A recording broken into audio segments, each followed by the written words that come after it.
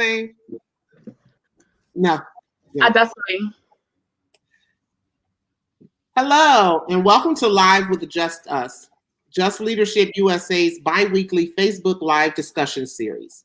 I am Deanna Hoskins, President and CEO of Just Leadership USA.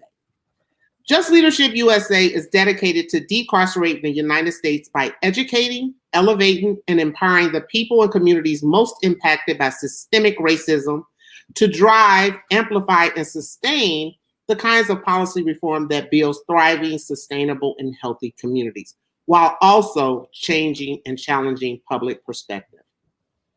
In June, we launched the Just Us campaign, a nationwide call for policymakers to decarcerate the United States by immediately adopting federal and state-based policy recommendations that will save the lives of incarcerated people during any type of pandemic or disaster, such as a major crisis. Today, we'll discuss how the events of this year will shape our work to decarcerate and amplify directly impacted voices moving forward into 2021. Just Leadership USA is a nonpartisan organization. The views, thoughts, and opinions expressed here today belong solely to the individual author or speaker and do not necessarily reflect the official policy or position of the organization. I'm excited today to have three of my sheroes joining me in this conversation. Today, we have Andrea James, founder of the National Council for Incarcerated and Formerly Incarcerated Women and Girls. Queen Adesuyi, I apologize if I messed it up, policy manager at the Drug Policy Alliance, and also the actual forerunner around the MORE Act. Yes, thank you, Queen. And Ms. Susan, founder and president of A New Way of Life Reentry Project. Thank you, ladies, for joining me today. I know initially, 2020 was unprecedented. Everything has happened from the pandemic, shifting some of our demands to actually trying to save the lives of our people, especially women who are behind bars, while also the work of DPA and Queen around continuing to not lose focus on some of the reforms that were at the forefront and actually ready to cross the finish line. So I want to pose a question and give all three of you a chance to either, if there's something you want to share about your organization, but from each one of your perspectives, what were the wins in 2020 for criminal justice reform from your perspective in your lane of this work? And I'll start with you, Andrea. Well, thank you. First, I want to say thank you. It was really quite an honor to be invited to come on to this podcast. And so looking forward to hearing everybody else. I think really for us, we shifted, although we did work on our policy pillar, which includes working to repeal and replace the 94 Crime Act and what that can look like, and appropriations for states that passed primary caretaker legislation, or repealing and the Adoption Safe Family Act, which a lot of folks don't think about, but has caused a significant level of disruption over the decades, particularly to Black women and their children. We really had to, and figuring out how we elevate and amplify our conspiracy work, as conspiracy has a disparate impact on women and their incarceration. But we really, when COVID-19 hit, as everybody else here, had to really pivot from just having the luxury of kind of pontificating and thinking about these policy positions to actually hitting the ground and getting 10 toes on the ground. As we all know, formerly incarcerated women and mamas with babies usually are the last hired. During COVID-19, we were the first fired. And so women came home, went to work one day during the pandemic and were told to go home. They went back on Fridays to pick up a paycheck, and there was nobody there to give it to them. And they haven't received a paycheck since then. That was in March. And then their babies were sent home from school, and now they have children home. And so really doing mutual aid became our focus, which caused us to shift to our second pillar of work and put more emphasis on that, which is infrastructure work that we call reimagining communities. in the country. There's been a long-standing narrative for many years now and supported very heartily that has been defined as reimagining prisons. And those of us who are 10 toes on the ground community organizers in our neighborhoods were pretty much tired of reimagining prisons. And we, after a 2-year listening tour, named our community organizing work Reimagining Communities. And so between doing the mutual aid, we really launched deeply into, in our reimagining community neighborhoods, doing the hyper local organizing that it's the time for. That's what the times that we're in. Our people are struggling and suffering, and still the criminal legal system hasn't stopped arresting and prosecuting and incarcerating our loved ones. Even during a pandemic, they're refusing also to let people come out. So that's mostly where we turned our attention. Thank you for that, Andrea, because I think you said something that was very important that a lot of times people don't catch up on is we're tired of reimagining prisons, right? That means we're reimagining still the incarceration and the caging of human beings, that we have to reimagine what our communities can be. We got to build healthy, thriving communities, because if we truly have the resources in our communities that individuals can tap into, which becomes the basis of why some behavior takes place, we can heal our own communities without defaulting to prison. I want to turn to Susan, and I want to pose that same question. For you in your lane, and I know there was a lot of wins in 2020 in California, but for the women and New Way of Life, what were some of those big wins in 2020 around criminal justice for you? On mute, Susan. Yeah. Thanks for the invitation to be here today. Thanks for all the work that you do, and Andrea and Queen. It takes all of us to move this country away from its antiquated approaches and policies. So I want to go national first with the wins as a collective community of formerly incarcerated people who have band together to re-enfranchise our brothers and sisters that have been disenfranchised because of the criminal justice system and this nation's policies. So we had great wins all across the nation and rolled out in many corners, crevices, and big cities, from New Orleans to Florida, North Carolina, California, Arizona. We mobilized and we ran and we won. We energized our base of formerly incarcerated folks out there to get involved and to get into the game. But when I come back to California, we had some huge wins on our ballot initiative. So we actually was able to change our DA, and our DA has declared not to try any young people as adults. He is ending cash bail. He is also going back and taking away enhancements. So we're going to get a flood of folks that are doing really long sentences due to enhancements that are going to be being released. We also passed proposition, and the DA I'm talking about is George Gascon. We elected him to the County of Los Angeles DA seat. And we also, through a ballot measure, passed Proposition 17. And Proposition 17 re-enfranchised over 50,000 people here in California who are on parole, who are now eligible to vote.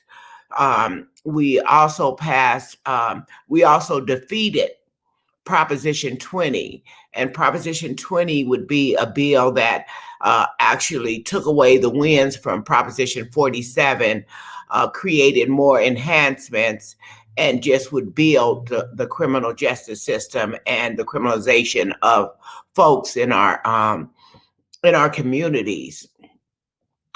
Also, during the pandemic, a new way of life recognized the need to support the decarceration of women in the county and in the state, and we opened 2 new homes to support the safety of women that were being released, and we advocated for those releases.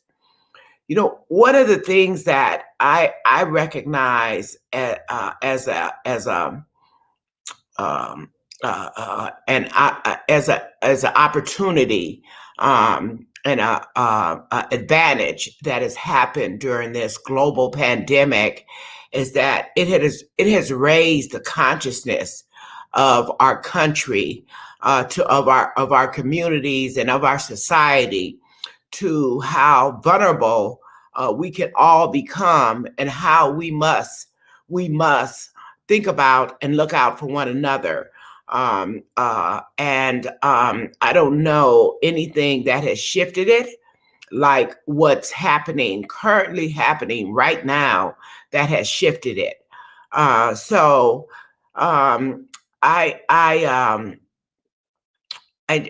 you know, I'm just here showing up to do the work of creating a different approach to folks that just aren't perfect people, which none of us are.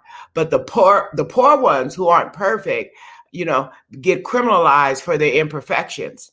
So I'm also working and building out a national network of safe houses. And during the pandemic, we were able to open 5 other safe houses across the nation to provide reentry services, supports, safety for those being released.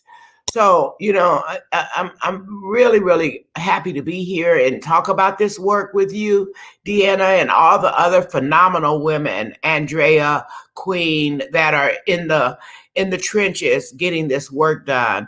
You know, I'm so happy to be here aligned with you, talking about what we've done and what we need to do. Thanks, Deanna.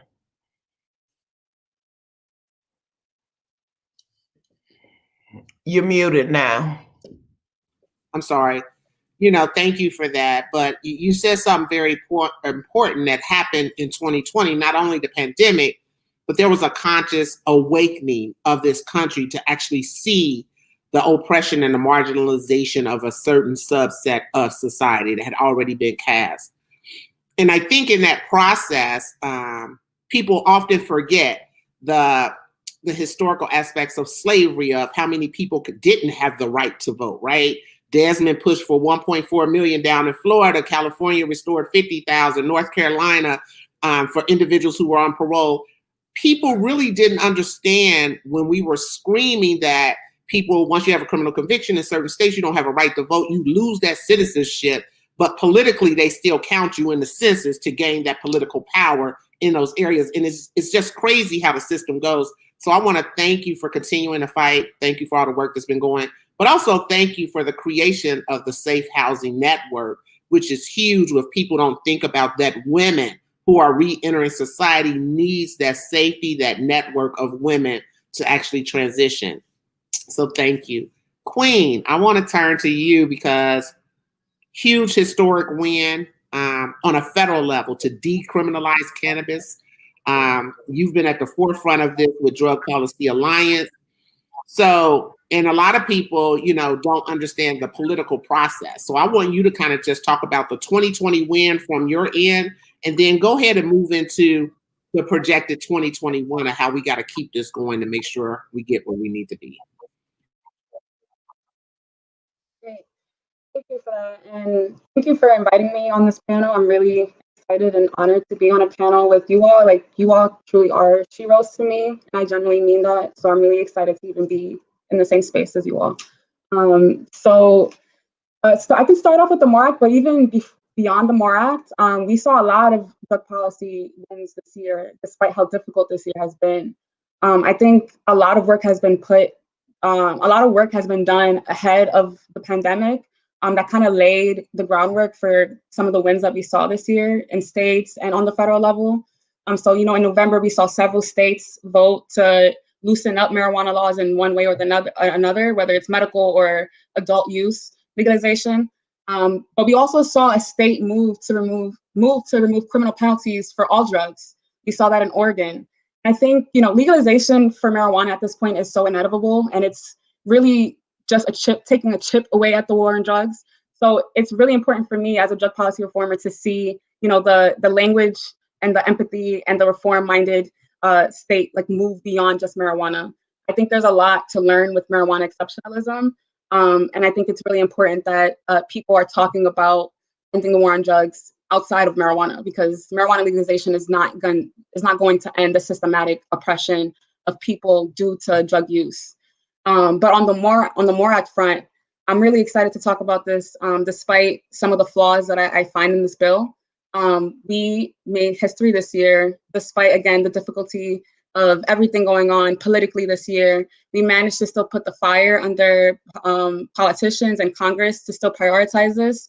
And despite all the efforts that they made to try to make it seem like it's still not relevant, like it's not relevant to the pandemic, it's not relevant to justice reform and policing conversations. And I'm really grateful for that opportunity to do that. So we were able to move the MORE Act, which is the Marijuana Opportunity Reinvestment and Expungement Act, to the floor, which passed just a week or so ago. And this bill deschedules removing marijuana from the controlled substance list, effectively ending federal marijuana prohibition, which would protect non-citizens who are still facing immigration consequences in legal states. It would allow for research. It would allow for increased access to medical cannabis. But I think one of the most important things around this bill is how we managed to make it comprehensive. And we intentionally wanted this bill to address the impacts of criminalization on the people who have bore that brunt. So we wanted to make sure that this bill included expungement, resentencing. The bill puts a 5% tax on the industry to create 3 different grant programs, one of which is a community reinvestment fund. The other 2 are meant to make the industry that's born of these reforms more equitable and making sure that people can actually gain access to it. The bill includes, protections for people who need public benefits to make sure that people are not denied food stamps and TANF because of marijuana use or a previous conviction. I think what ended up happening, though, is ahead of the vote, part of the political process, and some of which actually just really was mistakes that were made at the time of ahead of the vote in terms of what should have been prioritized.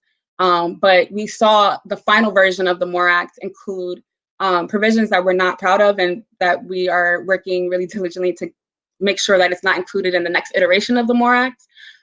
So despite all the principles that I'm referring to, racial justice, economic justice, making sure that formerly incarcerated folks are able to enter the industry if that's what they want to do. Despite all of that, somehow Democrats managed to compromise on themselves in terms of adding provisions such as drug testing for federal workers is included in that final version of the bill, which we do not support at all. Language to carve out the expungement relief, carving out kingpins, was included in this version of the bill, which we do not support. There was a effort to appease moderate Democrats by adding the qualifier nonviolent in front of cannabis offenses when we're talking about resentencing and people's access to be able to be resentenced after descheduling. And technically that's an optics thing, really, because it doesn't actually change who's eligible based on how the provision is drafted. But even the fact that Democrats feel like they need to feed into the nonviolent versus violent offenses just shows that we still have so much work to do with Democrats even. Despite the fact that marijuana reform is a bipartisan issue, Democrats still struggle with collateral consequences. And they still somehow want to give us legalization, but only if they're able to make sure that they can still basically punish people for marijuana use.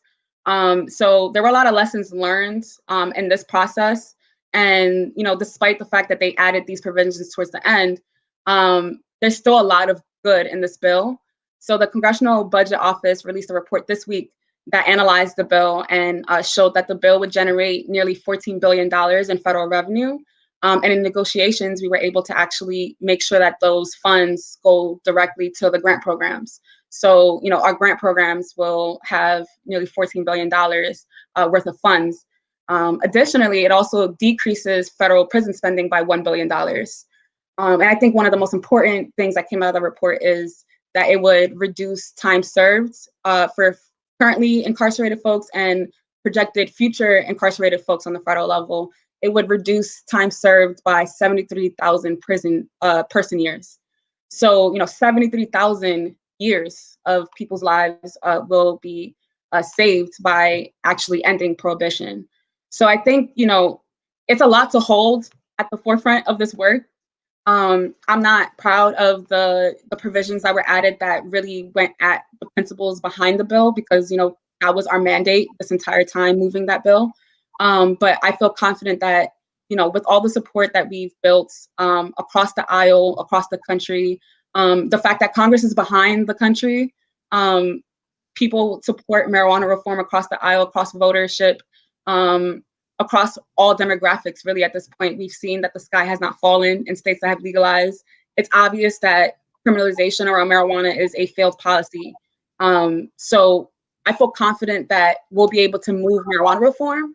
But what I'm looking forward to doing is making sure that we're working together with folks on the ground and strengthening our coalition to make sure that we're really doing our job to educate members around the harms of collateral consequences and just the hypocrisy of, being okay with incentivizing states to not drug test, to not discriminate based on records, but, trying to allow the federal government to do just that.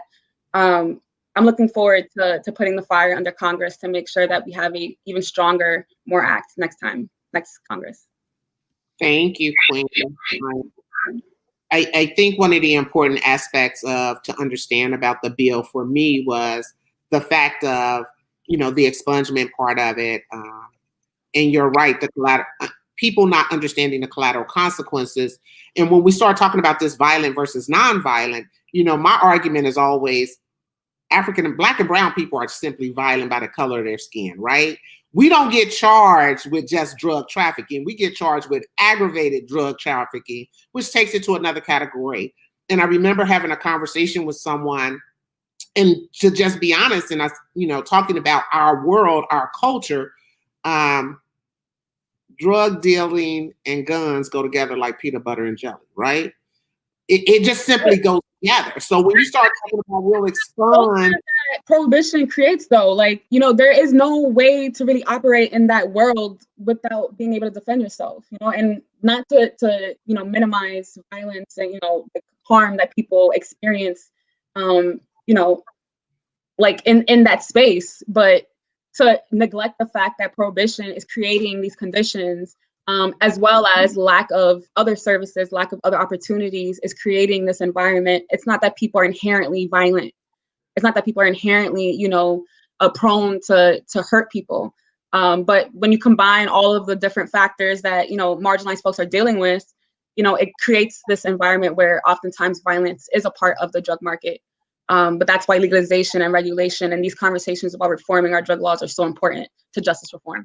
Exactly. And that's the biggest thing, that when we start talking about that educating members of Congress, that when you start allowing nonviolence and violence to come into the conversation, you really start outlining and excluding the majority of Black and brown individuals who get caught up in the war on drugs into these charges. And again, kind of goes together. You didn't have to commit an act of violence. It's the simple fact you had a gun when you were arrested for the drug trafficking that simply made it all violent. Thank you for that. And I want to circle back to you, because I don't think a lot of individuals understand the impact. We still have people serving life sentence for selling marijuana on a federal level. And that when we start to exclude people, or we start to let violence and nonviolence infiltrate into the legislation, like you said, we got to keep fighting. But what it also does, it says some of us can get rich for what most of y'all went to prison for trying to survive, right? And my saying is, I'm just being honest, is there is no way you can continue and allow a drug to be legal, allow white men to get rich from what Black men have been going to prison for all their life, and then exclude us from participating in the economic valuability of that actual market.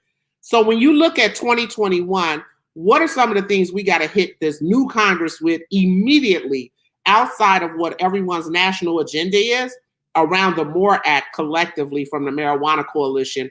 What do we got to walk into 2021 with immediately? So just looking for what you just said, I think it's important to highlight like how significant this, victory actually is, minus the flaws that I really still struggle with. Congress will never be able to address marijuana reform without addressing it the lens that we did with the MORE Act. It would just be subpar. There's a whole chamber of Congress who voted to legalize marijuana through this lens. So anything below that would just be really obviously out of touch. And that's not something that should be taken lightly, because they easily could just deschedule marijuana and that's it. Because technically descheduling marijuana just flat out like that is way more bipartisan than a comprehensive approach of actually addressing racial justice, because we know the GOP struggles with addressing the ways that their policies impact Black and brown and poor folks. So it was a really important thing that we moved through this lens and moved through these principles and held Democrats to this line of making sure that marijuana reform had to be addressed in this way.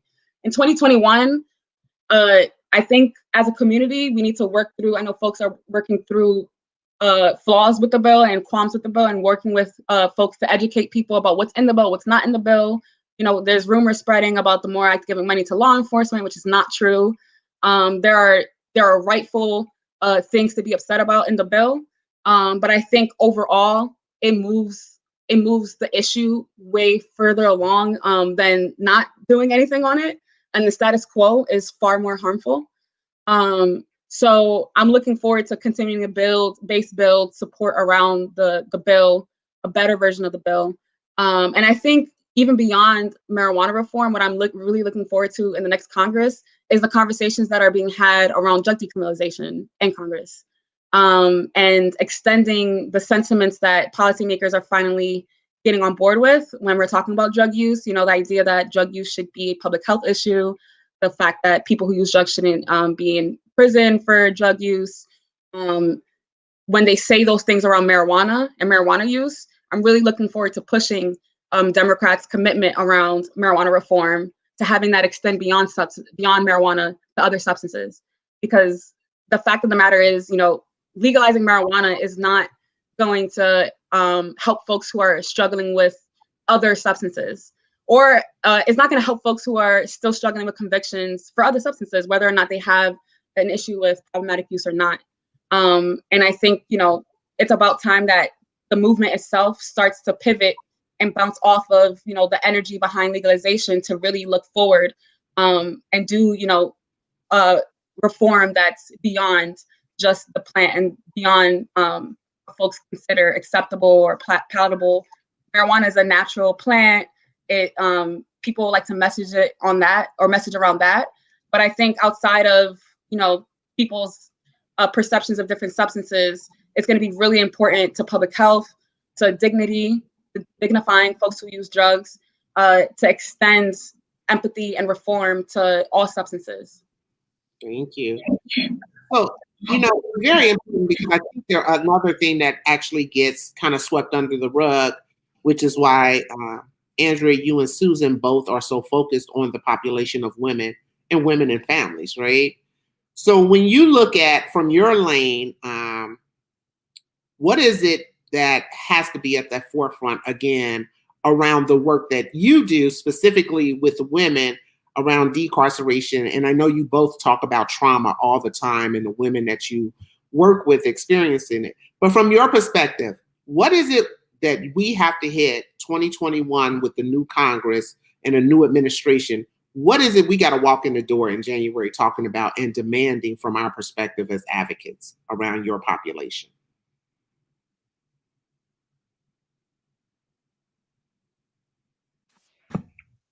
I missed who you were referring the question to. I want to hear from both you and Susan, so you guys can decide who goes first. Yeah. So the revaluing of women who women are, their value, their contributions to this country, to this land, the importance of who we are. Period. As a result of the war on drugs and administrations really devalue women, especially Black women. This administration should put an investment in communications and the revalue and valuing women and our contributions to this country and our standing in our communities, our importance across the board. That's one. There needs to be a disinvestment in incarceration and reinvestment in communities, in women, in children, in communities that have been over-policed and under-resourced historically. There needs to be an investment in reentry services and in our schools and art. There's just so much this administration needs to walk in the door doing. Andrea alluded to the Safe Children's and Adoption Act, and I hope I'm saying that correctly, Andrea. But what I see, Deanna, what I watch experienced by women who have been touched by the criminal justice system is equivalent to your children being sold off into perpetual slavery. I see children, I see women who struggle to meet the requirements of courts to be reunited with their children, and an overinvestment in the separation of these children from their mothers. And at the end of the day, when these women have all met all the requirements, there's still this judge, this white man that sits on a desk, on a bench, and says, yes, you can have your baby back, or no, you can't have your baby back. Even though I brought you everything that you said I need to do to reunite, there's no guarantee that my child will come back to me. And it reminds me of a scene in a movie where the woman was crying, Master, Master, Master, please let me have my baby. I'll do anything that you want. Please don't sell him. And the child was sold. So this Safe Children and Families Act reinforces what this nation has done to us over and over and over again down through history. One other thing that I'd like to touch on and invite those out there listening to reflect on is that because of the laws in this nation that allows for involuntary servitude, there has not been one generation in my family that has not performed as a slave for this nation. I was incarcerated and criminalized for drug use. My father and I was worked as a slave. If I didn't work, my sentence got 1 day longer for every day that I did not work. My father was convicted of a marijuana charge. He worked as a slave in the incarceral system. My grandfather was a sharecropper in Texas.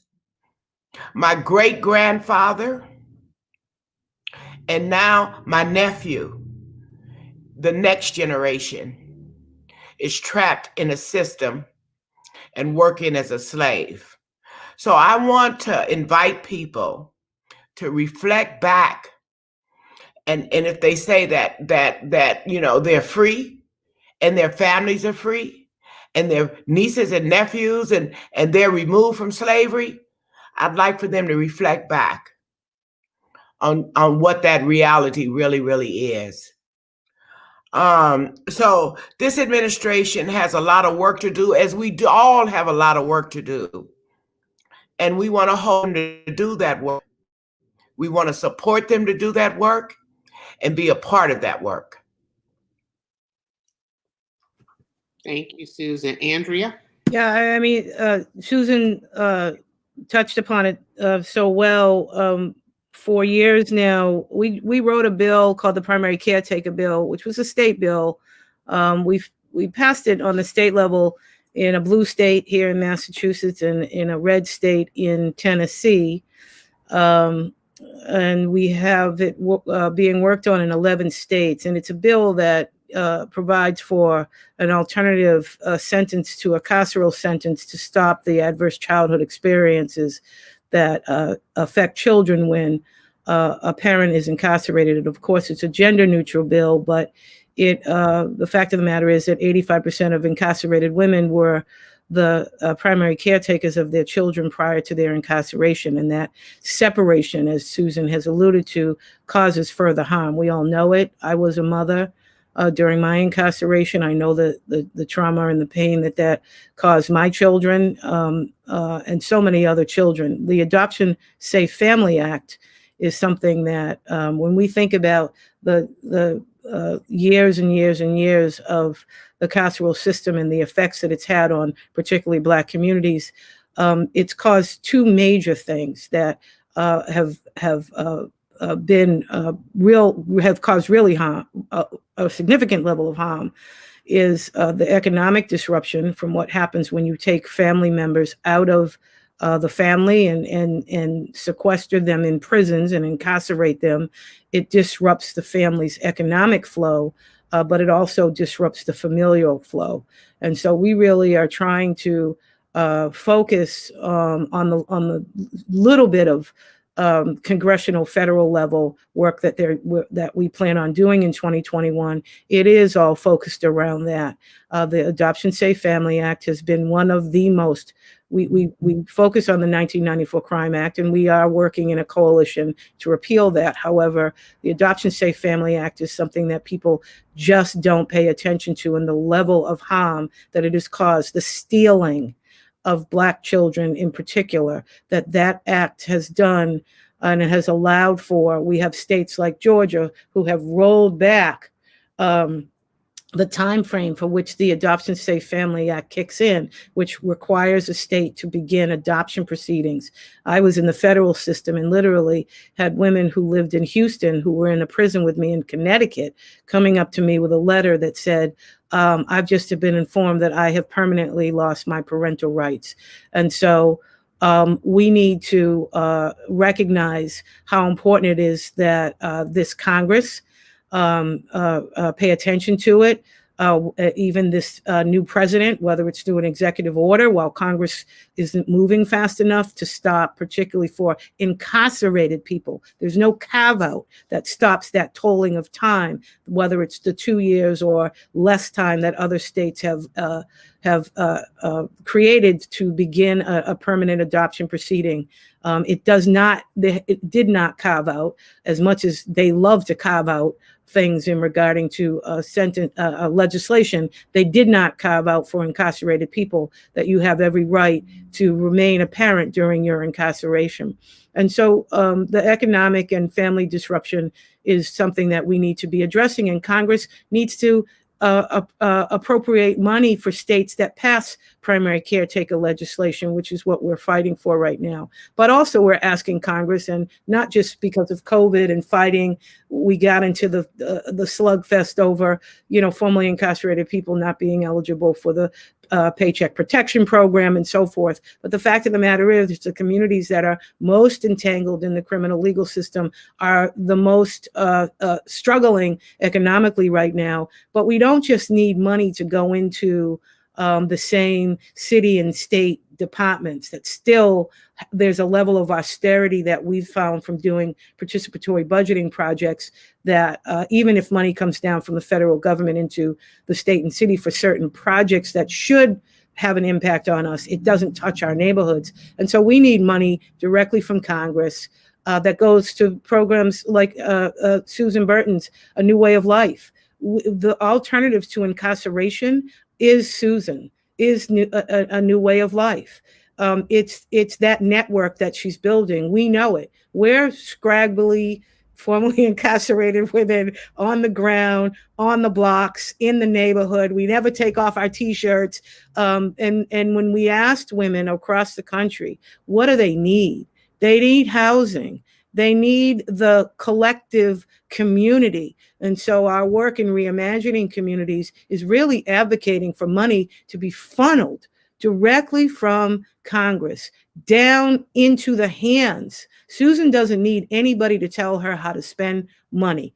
She needs to control that money. It doesn't need to go through law enforcement. It doesn't need to go into other state and city agencies, because when they get involved, somehow we get left out. And so it needs to be put directly in the hands of organizations like Susan Burton's to create, so that when we come as the National Council and say, we've been on the ground doing our reimagining communities work with participatory defense, transformative justice, creating alternatives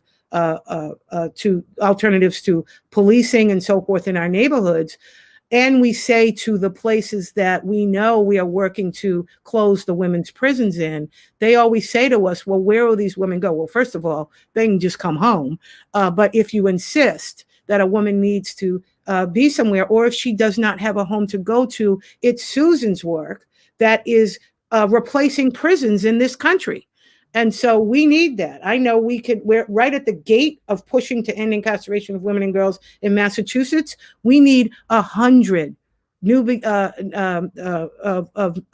new way of life working. We have one house that we named Kimya's House, that we, formerly incarcerated women, raised the money for to help Stacey Burton, who was incarcerated and entangled in her substance use disorder for years. And she finally said, I'm going to open a house, and she did. And so we have one house.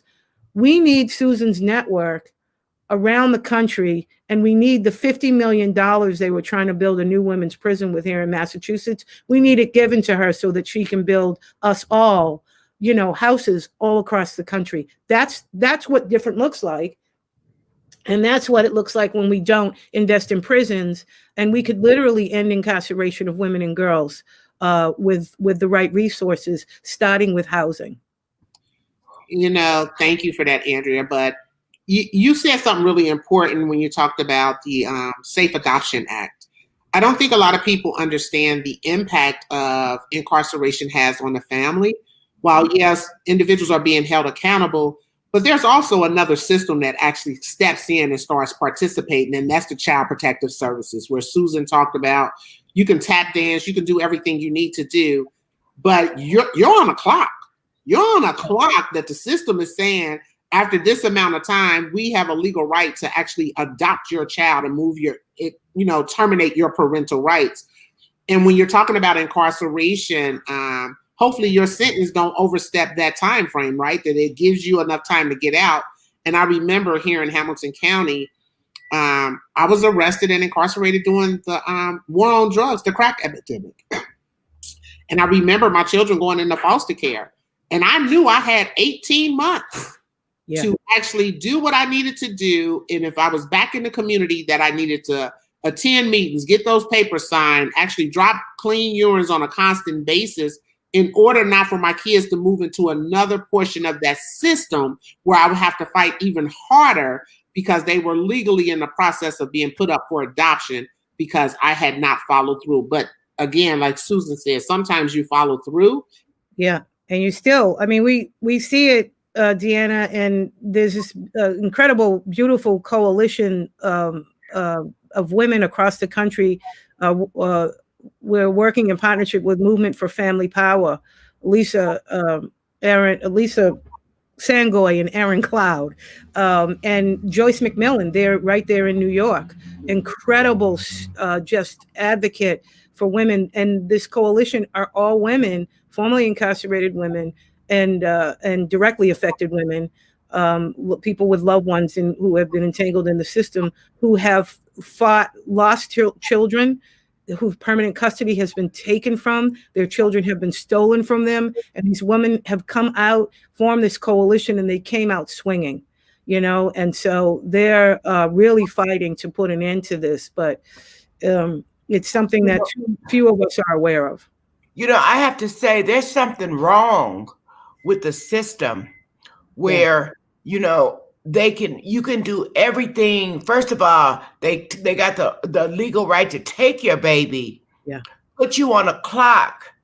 And then when you meet all the demands under that clock, you still, they still have the authority and the right to refuse to return your child to you.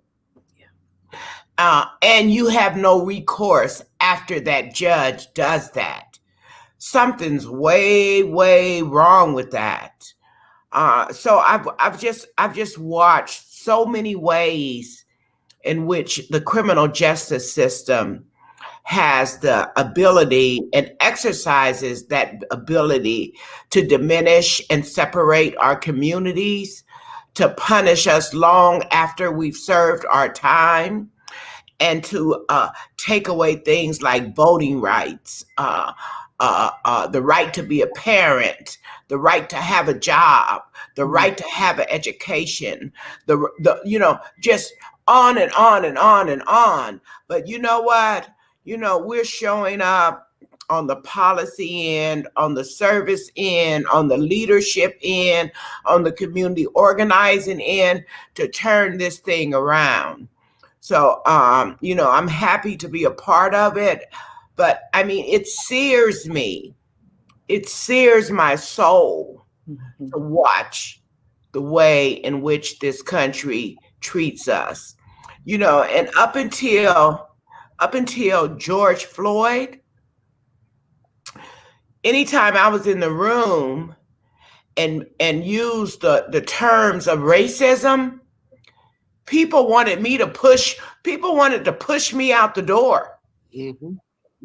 People wanted to, say, it's like I said the F word or something, but it was happening all of the time. Now, so George Floyd flipped that, and everybody, it's the buzzword now, the consciousness and racism, and we're looking at white fragility, and we're looking at all of this other stuff now. But it's like prior to that, I'd be punished if I said the word, and something's wrong with that. So I'm an old lady now, and I don't give a damn. I'm going to use my voice. I'm going to use my power. I'm going to use my opportunity to support as many women as I can. And I know it's all right if I don't make you feel good. It's not about you feeling good. It's about the people. So I went all over the place there. I had my amen moment.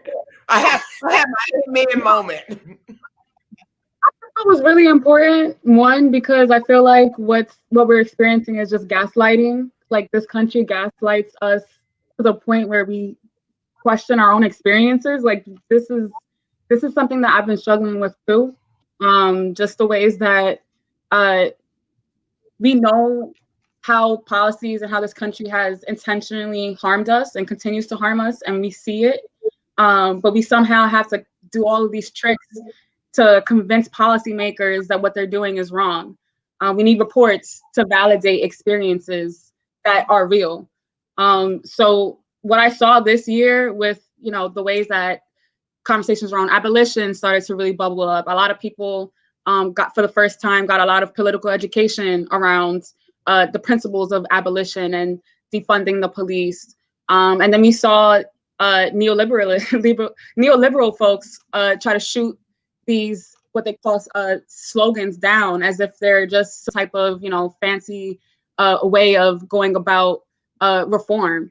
It's something that people have worked on for decades, and I think this year was a huge learning lesson around how social media is going to be impactful, around organizing folks around the principles of abolition, and how we still have a lot of work to do to get people to imagine differently, to dream bigger and beyond the current constraints that we have, the systems that we have. Too many people are too invested in failed systems that only serve to harm us, and too many people are too not to say comfortable, but folks don't realize that things don't have to be this way. The suffering that is happening doesn't have to be this way. It's intentionally designed that way, and not everyone is experiencing that same level of suffering. So I'm really looking forward to that. Yeah, I thank you for that, but you bring up something very important, Sue, right? And I say it on every panel I'm on. We can't continue to have these conversations not talking about the racial injustices that have occurred and systemic harm that is intentionally imposed on Black and brown bodies. But and going a step further, to finding myself when you said being in a room and bringing this up and people acting as if you said a cuss word, but even finding myself in a room with funders and me expressing my voice, not marginalizing my voice for funding, and being okay with walking away from certain tables and certain chats because you're not going to constrain my voice. Yeah. Because if we don't talk about the racism, Black and brown people are not going to get free. Yeah.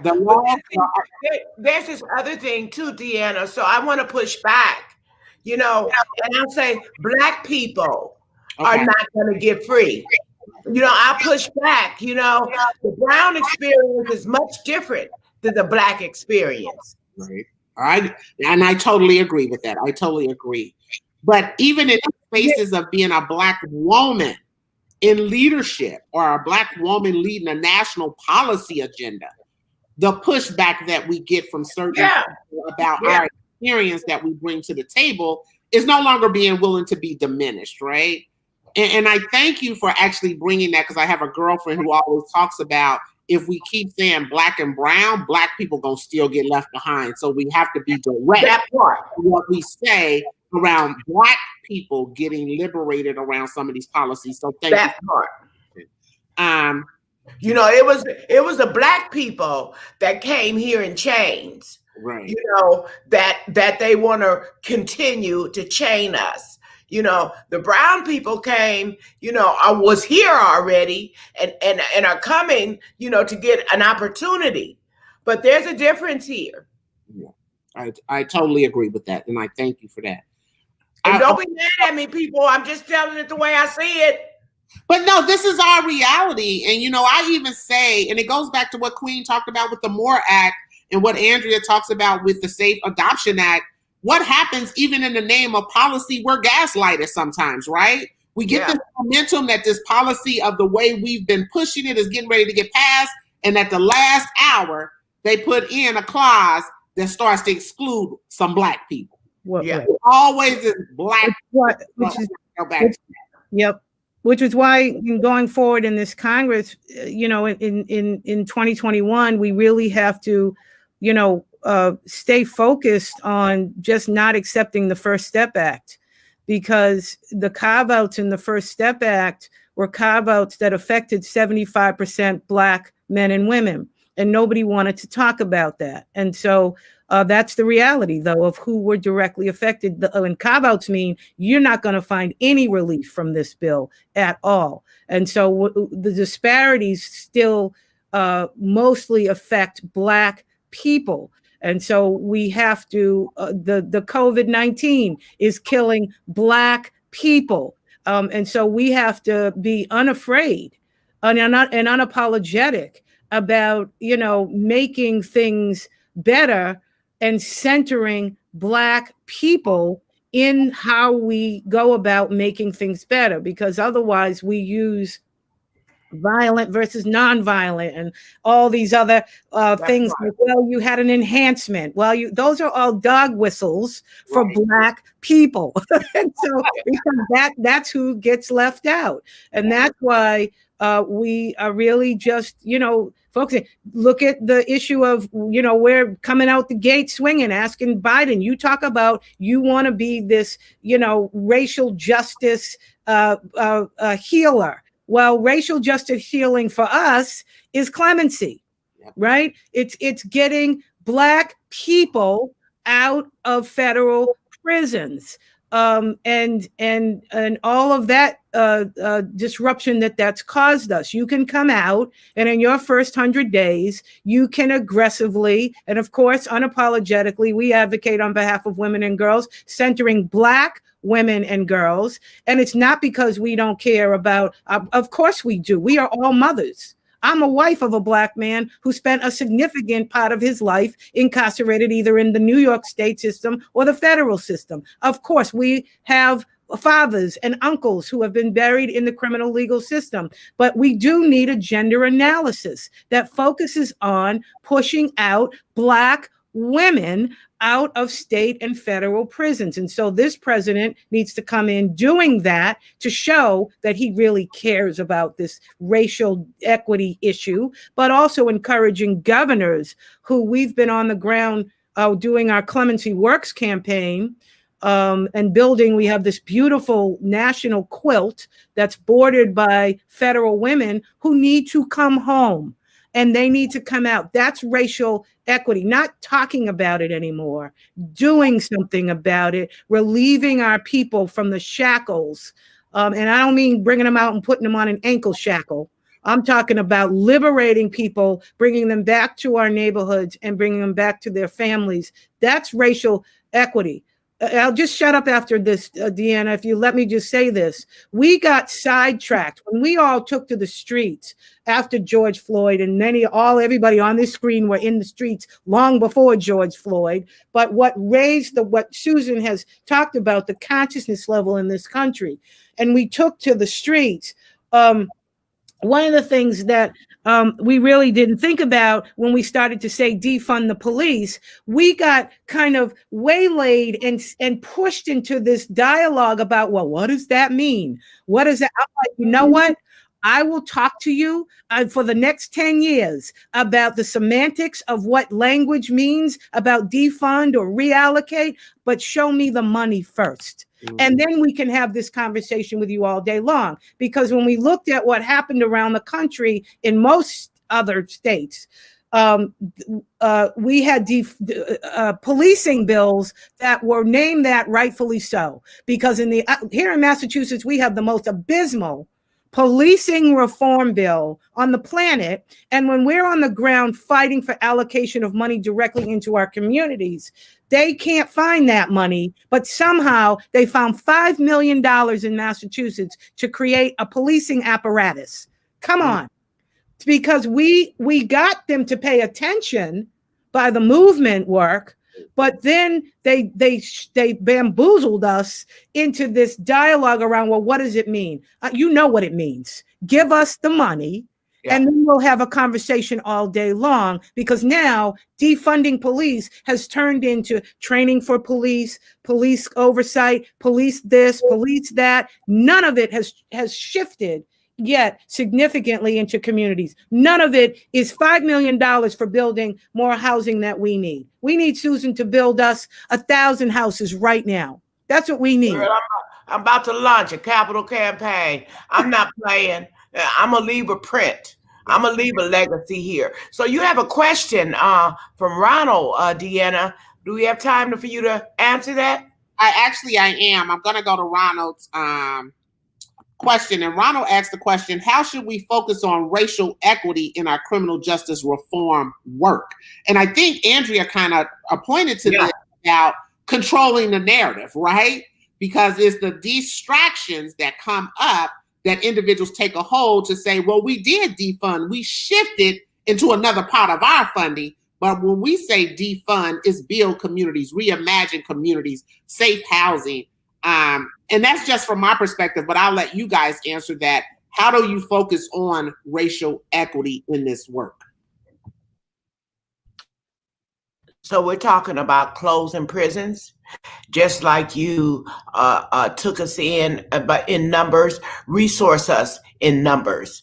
We're talking about, building victim centers. And when I talked about victim centers, I'm not talking about those folks who always cry victim. I'm talking about the way we walk around being victimized every day and no place to go with it. There's so much that could and should be done, and that we're going to fight for to have done. But when we talk about focusing on racial equity, we're talking about supporting Black people. Mm-hmm. I'm talking about supporting Black people. That's what I'm talking about. Queen? For me, it's leading with the fact, especially in the context of the war on drugs, leading with the fact that the war on drugs was founded on racism and its execution has been racist this entire time, and it continues to be racist.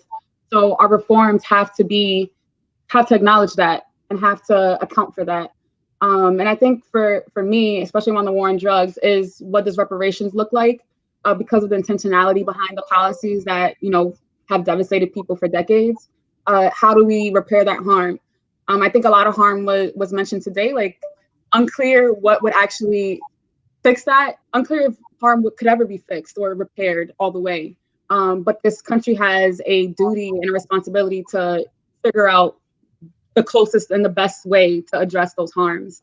Drowning out industry that's born of drug policy reform, drowning them out, making sure that they're not at the forefront of reform and the forefront of profit and the forefront of benefiting from reform, and making sure that Black people have access to economic justice, and that Black people are no longer in prisons and jails, especially not for drug use. So that's racial equity for me in the drug policy space. Thank you.